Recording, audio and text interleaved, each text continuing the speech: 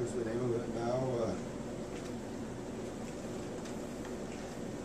Oh, we have that in this one too, I think, just real briefly. Briefly, you may have had it in there. I wrote it in here. Oh, Soon they're Nazi. It's a very small town. If you remember, well, about the size of Milltown. You know, there okay, wasn't all much right, there. all right, 300 people maybe. 300 people yeah. at the most, yeah. It was a big tavern, and among other things, another friend and I went over with our rifles on, still holding them. We were passing a fenced-in area which had a small ranch house and a big castle on it. Oh, So when we were walking by, the two people from the house came out. What, do you want to wait till I go through it? No, No? this is a story in itself. so Yeah. it's Okay, fine. yeah, that's it, you can each sort of follow. Say, less than a mile from the power plant was a small country town called Nazi. That we went through, so, on the second page. The first episode we had was, we were walking around and I had a big camera attached to me.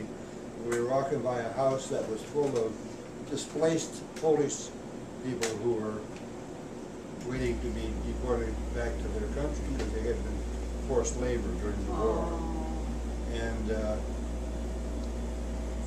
one guy came out, they were having a wedding in the house and they wanted a camera, oh, which they saw hanging around my neck.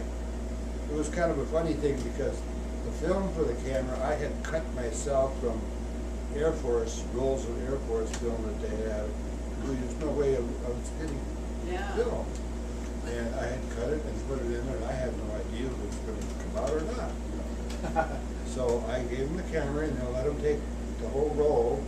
And I remember we went down into the basement of the house to take the film out because it had to be dark. Mm-hmm. And that was the end of that little episode. I have no idea. Then they kept the film. They kept the film. Oh yeah.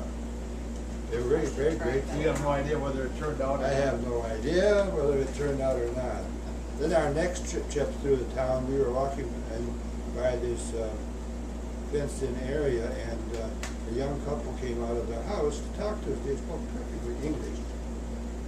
He was an architect at the teaching at the University of Munich, and they had moved out along with this professor to a small town to get away from the bombing because Munich was pretty much level during the war.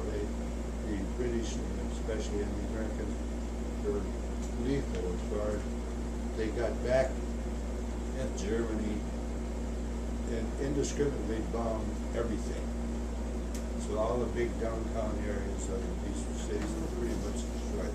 Anyway, so we talked to them for a while, and they were showing us, they had a copy of a Time magazine, an old Time magazine, and everything. They just wanted to be friends, you know. Yeah. And then he said that his boss, the chairman of the Department of Architecture, lived in the castle. Ah, And I'll get those pictures I had were of the castle.